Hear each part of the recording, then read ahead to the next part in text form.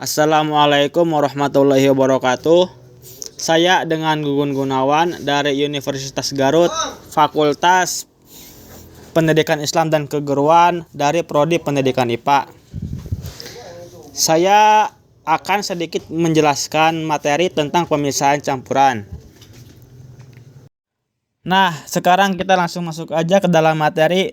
Mungkin teman-teman, apa sih yang dimaksud dengan pemisahan campuran? Nah, di sini saya akan sedikit menjelaskan tentang pemisahan campuran. Pemisahan campuran didasarkan pada perbedaan sifat zat penyusunnya. Zat-zat dalam campuran tersebut dapat dipisahkan secara fisika seperti wujud zat, ukuran partikel, titik leleh, titik didih, sifat magnetik, kelarutan, dan lain sebagainya. Di sini pemisahan campuran terbagi beberapa macam. Kita langsung masuk aja. Yang pertama di sini ada filtrasi atau penyaringan. Filtrasi atau penyaringan adalah metode pemisahan campuran yang digunakan untuk memisahkan cairan dan padatan yang tidak larut berdasarkan pada perbedaan ukuran partikel zat-zat yang bercampur. Selanjutnya yang kedua ada sentrifugasi atau pemusingan. Sentrifugasi atau pemusingan, metode ini sering dilakukan sebagai pengganti filtrasi jika partikel padatan yang terdapat dalam campuran memiliki ukuran sangat halus dan jumlah campurannya lebih sedikit. Metode sentrifugasi digunakan secara luas untuk memisahkan sel-sel darah merah dan sel-sel darah putih dari plasma darah. Dalam hal ini, padatan adalah sel-sel darah merah dan sel-sel darah putih yang akan mengumpul di dasar tabung reaksi, sedangkan plasma darah berupa cairan yang berada di bagian atas.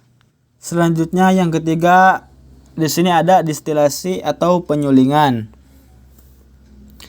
Metode distilasi atau penyulingan dalam pemisahan campuran dengan cara distilasi banyak digunakan dalam kehidupan sehari-hari maupun dalam kegiatan industri.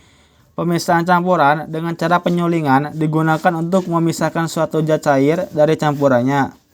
Prinsip kerjanya didasarkan pada perbedaan titik didih dari zat cair yang bercampur, sehingga saat menguap setiap zat akan terpisah. Selanjutnya yang keempat ada kromatografi. Metode pemisahan campuran dengan kromatografi digunakan secara luas dalam berbagai kegiatan, diantaranya untuk memisahkan berbagai zat, warna, dan tes urin. Untuk seseorang yang dicurigai menggunakan obat terlarang atau seorang atlet yang dicurigai menggunakan doping. Kromatografi merupakan metode pemisahan campuran yang didasarkan pada perbedaan kecepatan merambat antara partikel-partikel yang bercampur dalam suatu medium diam ketika dia aliri suatu medium gerak. Yang kelima ada sublimasi. Prinsip kerja metode pemisahan campuran dengan cara sublimasi didasarkan pada campuran zat yang memiliki satu zat yang dapat menyublim atau perubahan wujud padat ke wujud gas, sedangkan zat yang lainnya tidak dapat menyublim. Contohnya seperti campuran iodin dengan garam dapat dipisahkan dengan cara sublimasi. Baik, selanjutnya kita masuk ke dalam bagian terakhir, yaitu kristalisasi. Kristalisasi adalah proses pembentukan bahan padat dari pengendapan larutan melt atau lebih jarang pengendapan langsung dari gas. Kristalisasi juga merupakan teknik pemisahan kimia antara bahan-bahan cair, di mana terjadi perpindahan massa dari suatu zat terlarut dari cairan larutan ke fase kristal padat. Nah, kita bisa simpulkan dari materi macam-macam pemisahan campuran yang udah saya jelaskan di atas. Jadi, pemisahan campuran merupakan proses yang diterapkan dalam ilmu kimia. Pemisahan ini bertujuan untuk mengambil zat pengotor guna dipisahkan dari campuran dan mengambil zat-zat bermanfaat dari dalam campuran. Metode ini banyak digunakan dalam kehidupan sehari-hari.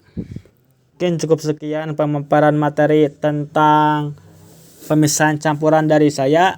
Apabila kurang jelas Mohon maaf.